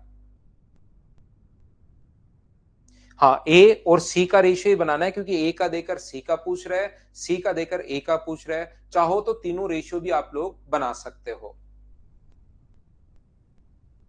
ठीक है, तो अपने पास दूसरा क्वेश्चन 2 नंबर ये रहा। चलिए करने की आप लोग कोशिश करो। और एक चीज बहुत ज्यादा इंपॉर्टेंट जो है वो मैं आप लोगों को बता देता हूं, मैं बार बार समझाता हूं यहां पर। और ये जो आप लोग ध्यान रखना भाई, मैं आपको फिर बता दे रहा हूं ऑनलाइन वाले बच्चों को। ऑनलाइन का जो टाइमिंग है मेरे पास ओनली और ओनली 6 to 7:30 ही टाइम रहता है ऑनलाइन के लिए। जो बच्चे थे, एक बच्चा शुरुआत में भी पूछ रहा था, ओनली मैं इसी टाइम ऑनलाइन पढ़ाता हूं, बाकी मैं ऑफलाइन पढ़ाता हूं। अब की बार बच्चे जो थे मेंस वाले, कुछ बच्चे की सर आपसे पढ़ा है, आपकी ही चीजें हमें समझ में आती हैं, बाकी फैकल्टी से फिर चीजें हमें समझ में नहीं आती, तो आप प्लीज एक प्रैक्टिस बैच ले आओ। तो वो बैच हमने 4 से 5 एक प्रैक्टिस बैच मेंस वाले बच्चों के लिए प्रैक्टिस करवाने के लिए शुरू किया। और ये सिर्फ मेंस तक होगा, उसके बाद उस बैच को मैं बंद कर दूंगा, क्योंकि वहां पर टाइमिंग नहीं है। तो मेरे पास सिर्फ टाइमिंग रहता है 6 to 7:30। मैं इस साइक्लिक बैच को चलाता रहता हूं। एडमिशन जो मिलते हैं वो जब भी नया बैच शुरू होता है, नया टॉपिक जब शुरू होता है, उस दिन कोई बच्चा एंट्री कर सकता है। पहले होता क्या है कि जैसे कोई टॉपिक 3 दिन मैंने पढ़ा दिया, फिर कोई नया बच्चा अचानक आ जाता है, तो हम डेली उसको एडमिशन नहीं दे रहे हैं। हम उसको नए टॉपिक पर एडमिशन दे देते हैं कि उस दिन आप लोग नई शुरुआत करो। और मैं किसी चीज को पीछे से रिलेट नहीं करता हूं, हर बार हर बच्चे को बेसिक से मैं समझा देता हूं। तो यही टाइमिंग जो बच्चा शुरुआत में पूछ रहा था सर कौन कौन सा बैच है, ओनली मेरे पास जो टाइमिंग है वो 6 to 7:30 है। जैसे आज अगर अपने पास प्रॉफिट एंड लॉस शुरू है, तो आज बच्चा एडमिशन ले सकता है। रात को 12 बजे बैच बिल्कुल क्लोज हो जाएगा, फिर इसमें एडमिशन नहीं ले पाएगा। तो जब आपको लगे कि जैसे धीरे धीरे अपने पास 18 टॉपिक 19 टॉपिक हैं, सारे के सारे मैं कंप्लीट करवा दूं, जैसे जहां पर आप जुड़ते हो उसके 6.5 या 7 महीने बाद सिलेबस कंप्लीट हो जाएगा। 2 ढाई महीने फिर आप लोगों को प्रैक्टिस के लिए मिलते हैं, कुछ भी वापस देखना है तो आपके पास रिकॉर्डेड रहेगा। ठीक है, बाकी आप लोग ध्यान रखना, यही टाइमिंग अपने पास 6 to 7:30। टॉपिक जैसे जैसे चलते रहे तो पूरा ये सर्कुलर अपना बैच चलता रहेगा। आप पढ़ते रहना, पढ़ते रहना, पढ़ते रहना। एसएससी, रेलवे, सीडीएस या जितने भी स्टेट लेवल के एग्जाम्स हैं, उसका कंप्लीट मैथ्स मैं आपको करवाता हूं। वो कहीं भी आप लोग दूसरी जगह पढ़ने की जरूरत है नहीं। फिर भी आपको लगता है आपको पढ़ना ही है सर, मैंने एडमिशन ले लिया है, तो फिर आप पढ़ नहीं पाओगे अगर 4 5 दिन मेरी क्लास ले ली तो। अब हम लोग, कोई बच्चा लास्ट में बड़ा कमेंट कर रहा है तो आप लोग देख सकते हो। सर पूरा क्वेश्चन इंग्लिश में नहीं दिख रहा, साक्षी इसको कल थोड़ा सा मैं नीचे करवाता हूं। थोड़ा सा मैं मेरे कैमरे को एडजस्ट करता हूं, कल से शुरुआत में ही बता देना ताकि मैं कैमरे को एडजस्ट कर लूं। यस, बैंकिंग के लिए मैं 100% नहीं पढ़ाता हूं भाई। हाँ, जितने भी टॉपिक अपने पास ध्यान रखना। मान लो एक चीज और मैं बता दूं, कोई बच्चा कंफ्यूज नहीं हो, मैं क्या करता हूं यहां से। मान लो मैंने एक टॉपिक पढ़ा दी, आज कोई बच्चा जुड़ा है, जैसे आज प्रॉफिट एंड लॉस में कोई भी बच्चा ऐड हुआ है, तो अब मैं आपको पूरा का पूरा मैथ सिस्टमेटिक तरीके से, जिस दिन प्रॉफिट एंड लॉस वापस आएगा उस दिन तक मैं आपको पढ़ाऊंगा। लेकिन होता क्या है, मैं आपको पहले से पढ़ा चुका हूं, मान लो प्रोबेबिलिटी पढ़ा चुका हूं, स्टैटिक्स पढ़ा चुका हूं, टाइम एंड वर्क पढ़ा चुका हूं, परसेंटेज पढ़ा चुका हूं, सीआई एसआई पढ़ा चुका हूं। तो इन टॉपिक्स को मैं आपके लिए रिकॉर्डेड भी अपलोड करवा देता हूं कि यार इन बच्चों को रिकॉर्डेड भी दे दो।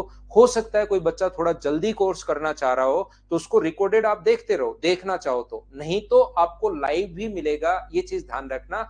हर टॉपिक लाइव भी आपको मिलता रहेगा, परेशान नहीं हो। ठीक है ना, आप परेशान नहीं हो। जैसे आपको लगता है सर सीआई और एसआई के जो क्वेश्चंस हैं वो मेरे पास वीडियो है रिकॉर्डेड, तो क्या मुझे रिकॉर्डेड ही पढ़ना पड़ेगा? क्या नहीं, लास्ट में आपको वापस से मैं आपको लाइव पढ़ाऊंगा, तो उस टाइम आप लाइव भी पढ़ सकते हो आपके पास। या कुछ बच्चे ऐसे होते हैं जो लगता है कि सर मैं तो रिकॉर्डेड देख रहा हूं, पीछे वाले भी आप डाल दो वीडियोस तो ताकि मेरा कोर्स जल्दी हो जाए। तो फिर हम लोग उसके लिए 1 2 3 बच्चों के लिए अपलोड नहीं कर पाते। इसलिए फिर मैं बोलता हूं कि यार सारे ही बच्चों को कर दो, जो देखना चाहेगा रिकॉर्डेड देख लेगा और बाद में लाइव पढ़ना चाहेगा लाइव पढ़ लेगा। ठीक है ना, ऐसा हम लोग प्रोग्राम रखते हैं। ठीक है, लाइव टेस्ट हम लोग शुरुआत कर रहे हैं टॉपिक वाइज, और वैसे तो टेस्ट आपको मिल ही रहे हैं। प्रीवियस ईयर्स क्वेश्चन सीआईएसआई में अभी डलवा देता हूं। लव यू गौरव भाई, बहुत कंटेंट दे रहा हूं भाई, मैथ्स में इतना कर लोगे तो वो बहुत है, बहुत है, बहुत है। मैं आपको बहुत कंटेंट प्रोवाइड करवा रहा हूं। बाकी सीमा तो किसी चीज की है नहीं, लिमिट तो कोई चीज की है नहीं। कितना भी आप लोग जितना चाहो उतना आप लोग बढ़ाते चलो, लिमिट किसी चीज की नहीं है, आप लोग ध्यान रखना। फिर एक चीज से ज्यादा भी अगर आप लोग देखोगे ना तो भी वो फिर एक्स्ट्रा होना शुरू होता है, फिर आप इतना भी नहीं कर पाते। आपका जितना SSC, railway, CDS, other state level में आता है उससे 100% एक्स्ट्रा ही मैं प्रोवाइड करवाऊंगा। तो उससे बाहर क्वेश्चन नहीं आ सकता, ये मैं गारंटी लेता हूं आप लोगों के लिए। जरूर ओम प्रकाश डूडी मिठाई खिलाना भाई। तो जितने भी बड़े कमेंट्स हैं आप लोग लास्ट में किया करो ताकि मैं उसके कमेंट का आप लोगों को रिप्लाई करूं। क्योंकि होता क्या है, शुरुआत में बच्चे आते हैं, डिस्टर्ब करते हैं और गायब। और मैं चाहता हूं कि वो बच्चे क्लास में रुके ही नहीं, वो गायब ही रहे। क्योंकि तभी मैं शुरुआत में आप लोगों को रिप्लाई नहीं करता हूं। लास्ट में जो बच्चे बचते हैं 1.5 घंटे पढ़े हैं, पढ़ने वाले ही स्टूडेंट रहते हैं सारे के सारे, तो फिर मैं उनका रिप्लाई कर देता हूं। विलेज के बच्चों, सुनंदा पढ़ो आप तो यार। ठीक है, लैपटॉप में या तो अपने नंबर पर कॉल कर लो, जो नंबर आपको दिया गया है उस पर मदर्स के, या कोई बच्चे से ही पूछ लेना, वो एडवाइस कर देगा आपको लैपटॉप में चलाने के लिए। ज्योमेट्री कब होगी? ज्योमेट्री ये पहले प्रॉफिट एंड लॉस होगा, फिर टाइम एंड डिस्टेंस होगा, उसके बाद मैं एडवांस मैथ शुरू करूंगा। ज्योमेट प्रॉफिट एंड लॉस के बाद टाइम एंड डिस्टेंस, उसके बाद मैं शुरुआत करूंगा। थैंक यू भाई, मिलते हैं हम लोग कल की क्लास में, कल शाम को 6 बजे। और जो मकर संक्रांति है 14 की, उसकी एक दिन की छुट्टी रहेगी भाई, याद रखना आप लोग। Bye bye, take care, good night, शुभ रात्रि।